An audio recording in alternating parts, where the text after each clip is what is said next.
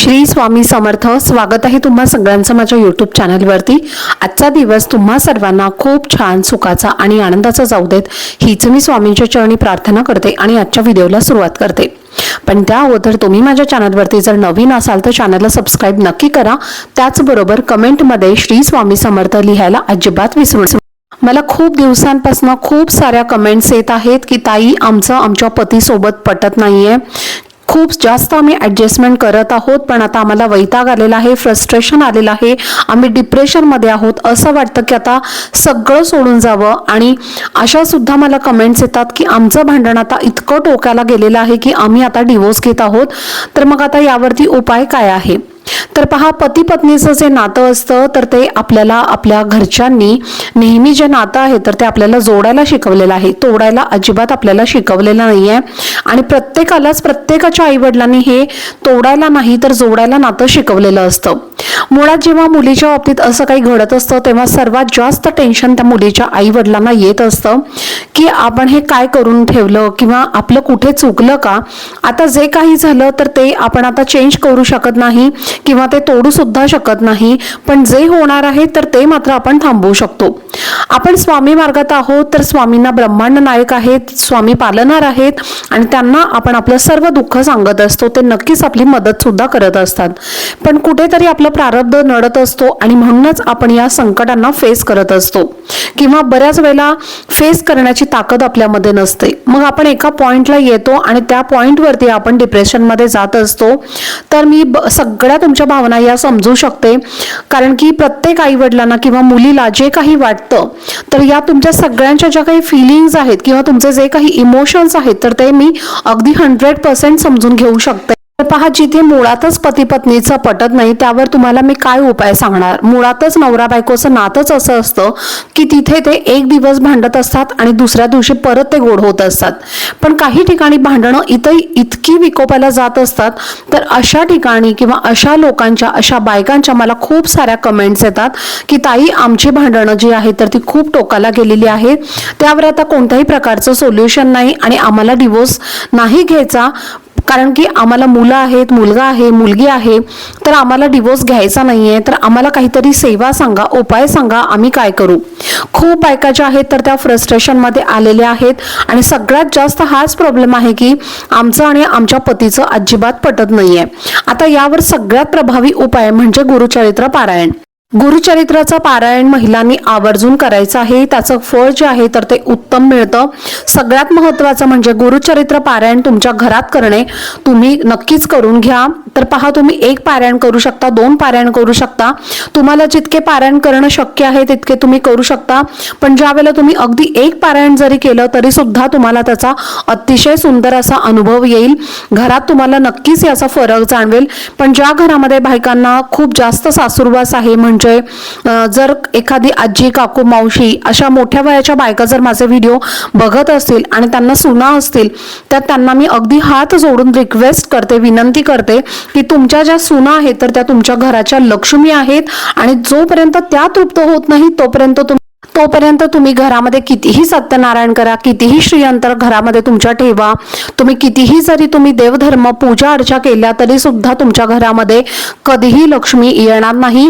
कारण साक्षात घरामध्ये असलेली लक्ष्मी तिला तुम्ही त्रास देताय तर तुमच्याकडे लक्ष्मी कशी काय येईल बरं. मग तुम्ही कितीही देवाचं करा, तुम्हाला कधीही देव कधीच पावणार नाही. असे लोक जे आहेत तर ते प्लीज तुम्ही कृपा करून राग मानू नका. पण ही खरंच अतिशय सत्य आणि अतिशय महत्त्वाची अशी गोष्ट आहे. तर तुम्ही अशा पद्धतीचा त्रास देणं अत्यंत चुकीचं आहे. कारण तुम्ही सुद्धा कोणाची तरी मुलगी आहे, तर मुलगी म्हणून तुम्ही प्रयत्न करा आणि सुरुवात करा. तर पहा, आता काही लोकांना स्वामींना घरात आणणं किंवा त्यांची पूजा करणं हे पटत नाही. आपल्या घरामध्ये सर्वांना तुम्ही तुमच्या घरच्यांना स्वामींचं महत्त्व सांगा, आपले स्वामी कसे आहेत आणि त्यांचं केल्यामुळे तुम्हाला काय फायदा होणार आहे, पूर्ण ते फायदे जे आहेत तर ते तुमच्या पूर्ण घराला समजावून सांगा. आणि काही लोक बघा अशी सुद्धा असतात की त्यांना त्याचं काहीच वेगळे पण वाटत नाही आणि त्यांना जरी आपण कितीही समजावलं तरी सुद्धा त्यांना ते पटत नसतं. तर बघा, आता असे पण काही लोक असतात की त्यांना आपण जर काही देवाचं करत असू किंवा देवाचं आपण एखादी सेवा करत असतो तर ते नक्कीच आपल्याला विचारतील, का बरं तू एवढं रोज रोज बाहेरचं करत आहे किंवा दुसरं काही वेगळा तरी तुझ्या मनामध्ये विचार नाही ना.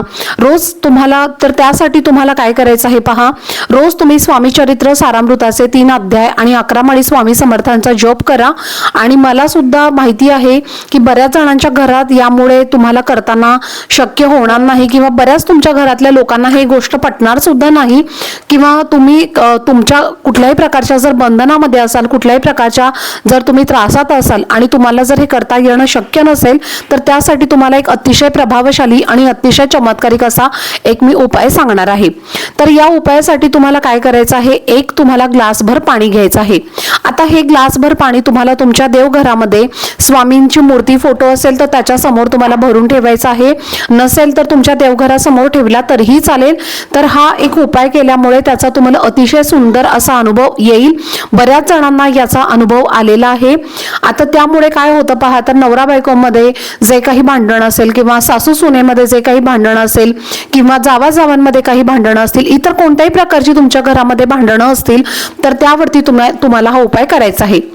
तर सर्वप्रथम तुम्हाला एक ग्लास पाण्याचा भरून घ्यायचा आहे. तो तुम्हाला तुमच्या घरातल्या स्वामींसमोर किंवा देवघरासमोर ठेवायचा आहे. त्यानंतर तुम्हाला काय करायचं आहे, तर ऐक्य मंत्र जो आहे तर त्याचं तुम्हाला पठण करायचं आहे. आता हा जो ऐक्य मंत्र आहे तर तो तुम्हाला गुगलवरती मिळेल किंवा तुमच्याकडे जर नित्यसेवेचं पुस्तक असेल तर त्याच्यामध्ये सुद्धा तुम्हाला मिळेल किंवा तुम्ही यूट्यूबवरती सर्च करा, तिथे सुद्धा तुम्हाला मिळेल. तर हा जो ऐक्य मंत्र आहे तर तो तुम्हाला 1 वेळेला म्हणायचा आहे. 11 वेळेला म्हणणं शक्य असेल तर मग तुम्ही 11 वेळेला म्हणा. त्यानंतर तुम्हाला काय करायचं आहे पहा, 11 वेळेला तुम्हाला तारक मंत्र म्हणायचा आहे. 11 वेळेला तुम्हाला माला मंत्र म्हणायचा आहे. तर हे जे 3 मंत्र आहेत हे तुम्हाला म्हणायचे आहेत. तर त्यातलं तुम्हाला जे मी मंत्र सांगितलेले आहेत तर हे तुम्हाला म्हणणं जर 11 वेळेला शक्य असेल तर तुम्ही नक्की म्हणा. पण जर शक्य नसेल तर मग तुम्ही 1 वेळेला म्हटला तरीही चालेल. ज्यांना खूप जास्त प्रमाणामध्ये त्रास आहे आणि काय करावं त्यांना समजतच नाहीये किंवा त्यांना कुठल्याही प्रकारचा मार्ग दिसत नाहीये, तर त्यांनी अगदी शुद्ध अंतकरणाने आणि अगदी मनापासून या मंत्राची, जे 3 मंत्र मी तुम्हाला सांगितलेले आहेत, एक ऐक्य मंत्र, दुसरा तारक मंत्र आणि तिसरा जो आहे तर तो तुम्हाला माला मंत्र म्हणायचा आहे. तर हे 3 मंत्राचं पठण तुम्हाला करायचं आहे 1 वेळेला किंवा 11 वेळेला. हे 3ही मंत्राचं पठण तुम्हाला करायचं आहे. आता जर तुमच्या घरामध्ये तुम्ही देवघरासमोर बसून हे मंत्र म्हटलात किंवा देवघरासमोर तुम्ही जर पाणी ठेवलेलं आहे तर तुमच्या घरच्यांना याचा नक्कीच डाऊट येऊ शकतो की काहीतरी वेगळं करत आहे आपली सून किंवा काहीतरी वेडं वाकडं तर करणार नाही. कारण बऱ्याच लोकांची बघा खूप विचित्र अशी मानसिकता असते. तर मग त्यामुळे तुम्हाला काय करायचं आहे, तर हे मंत्र म्हटल्यानंतर हे जे पाणी आहे तर ते पाणी तुम्हाला तुमच्या घरच्यांना प्यायला द्यायचं आहे. पण घरच्यांना अगदी तुम्ही पर्सनली पाणी हे प्यायला देऊ शकणार नाही. तर अशा वेळेला तुम्हाला काय करायचं आहे, ज्या ठिकाणी तुम्ही पिण्याचं पाणी ठेवता, मग तो माठ असेल, फिल्टर असेल, तर त्या फिल्टरमध्ये किंवा त्या माठामध्ये तुम्हाला हे पाणी जे आहे तर ते टाकून द्यायचं आहे, जेणेकरून घरातले सगळेच जण ते पाणी पितील. तर अशा पद्धतीने तुम्हाला द्यायचं आहे. आता बऱ्याच वेळेला तुम्ही जर अगदी ठरवून असं ठरवलं की आपल्या मिस्टरांना हे पाणी देऊ किंवा आपल्या सासूला हे पाणी देऊ ज्यांच्याशी तुमचं भांडण आहे, पण त्या पर्पजली तुमचं पाणी पिणार नाहीत, अगदी तुम्ही मनापासून किंवा श्रद्धेनं त्यांना काही देऊ केलं तरी सुद्धा त्यांच्या मनामध्ये किंवा त्यांची मानसिकताच खराब असल्यामुळे ते कदाचित ते पाणी पिणारच नाहीत. तर त्यामुळे तुम्हाला काय करायचं आहे, हे पाणी तुमच्या पिण्याच्या पाण्यामध्ये मिक्स करायचं आहे, जेणेकरून सगळेजण हे पाणी पितील. त्याचबरोबर तुमच्या घरामध्ये जर अगदी लहान मुलं असतील, ते चिडचिड करत असतील, तर त्यांना सुद्धा हे तुम्हाला पाणी देता येईल आणि अशा पद्धतीने मंत्र म्हणून तुम्ही हे पाणी मुलांना सुद्धा नक्कीच देऊ शकता. तर अशा पद्धतीने तुम्हाला हा एक उपाय करायचा आहे. तर पहा, घरातला कर्ता पुरुष ज्या वेळेला शांत होतो आणि त्यावेळेला खरं सांगते घरामध्ये अतिशय शांततेचं वातावरण असतं. घरातली स्त्री जेव्हा करते, स्त्री जी असते तर ती जेव्हा शांत होते तेव्हा सुद्धा घरातलं वातावरण जे आहे तर ते शांत होत असतं. कधीही भांडणं कटकटी त्या घरामध्ये होत नाहीत आणि त्यामुळे तुम्हाला हा उपाय करायचा आहे. खूप सुंदर असा अनुभव तुम्हाला या उपायाने येणार आहे आणि त्यामुळे तुमच्या घरातल्या ज्या काही कटकटी आहेत, भांडणं आहेत, तर ती नक्कीच कमी व्हायला यामुळे मदत होणार आहे.